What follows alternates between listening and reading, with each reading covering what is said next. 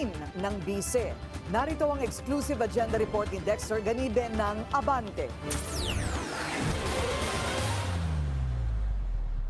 Submitted na sa Taguig Regional Trial Court ang notarized na 5 pages sworn affidavit ni Ramil Lagunoy Madriaga na nagpakilalang dating intel officer ng dating Pangulong Rodrigo Duterte at ni nooy Davao City Mayor Sara Duterte. Sa affidavit, idinitalye kung kani-kanino napunta ang confidential fund ni VP Sara noong 2022 na isa sa naging ground ng isinampang impeachment case noong nakaraang taon.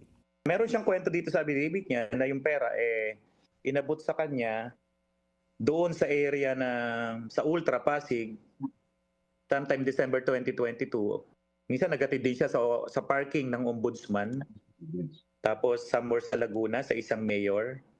Pero hindi niya na-meet yung mayor, of course, no? Tapos sinatid niya rin sa isang comedy bar na kung saan pagmamayari or madalas nakatambay yung mga classmates sa College of Law ni BP Sara. So siya yung delivery person, bagman na matatawag natin.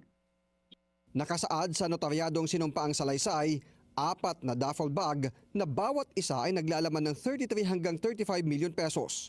Bukod pa iyan sa anyay 1 bilyong pisong i-deliver niya noong Pebrero 2020 sa Katarungan Village, Muntinlupa City na mismong ang dating Pangulong Duterte ang tumawag sa kanya para kumpirmahing natanggap na ito ng taong dapat makatanggap ng pera.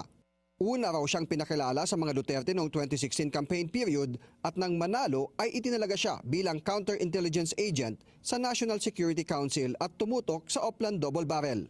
2018 nang pinakilala siya kay nooy Davao City Mayor Sara Duterte para magbigay ng mga intel report sa kandidatura nito sa pagkapangulo. Inatasan din daw siya ng Vice Presidente para itatag ang Inday Sara Duterte is my president o isip Pilipinas. Gamit umano ang pondo mula sa pogo at drug dealers. Katunayan niya, ang mister mismo ng alkalde ang nag-utos sa kanya para ilabas mula sa kustodiya ng Bureau of Customs ang kontrobersyal na magnetic lifters noong 2018. Kahit ito ay naideklara ng hot items at kalaunan ay natagpuang wala ng laman sa Cavite. Ang kwento niya sa akin is that alam niya na droga ang laman noon dahil isang Chinese ang tumawag sa kanya na isa sa kasamahan ni Michael Yang na sinabi, kontakin mo si ganito at tulungang ilabas yan. So definitely, the moment magsalita yung Chinese na yun, alam niya, drugs ang pinararating talaga. Kung hindi drugs, baril. Kaya alam talaga niya na drugs yun. Ayon sa abogado ni Madriaga, nais niyang mailabas ang kanyang personal na nalalaman dahil sa pangamba sa kanyang buhay. Matapos umano ang ilang pagbisita sa kanya ng taong konektado sa Vice President. Nauna na rin naiulat ng kolumnistang si Ramon Tulfo ang pagbisita ni VP Sara kay Madriaga sa 10 oras ng gabi sa Camp Bagong Diwa sa Bikutan, kung saan nakakulong si Madriaga dahil sa kasong kidnapping.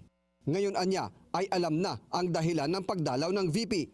Nakikiusap daw siya na wag nang kumibo si Madriaga tungkol sa pakikipagsabwatan ng mga Duterte sa mga pogo at drug lords.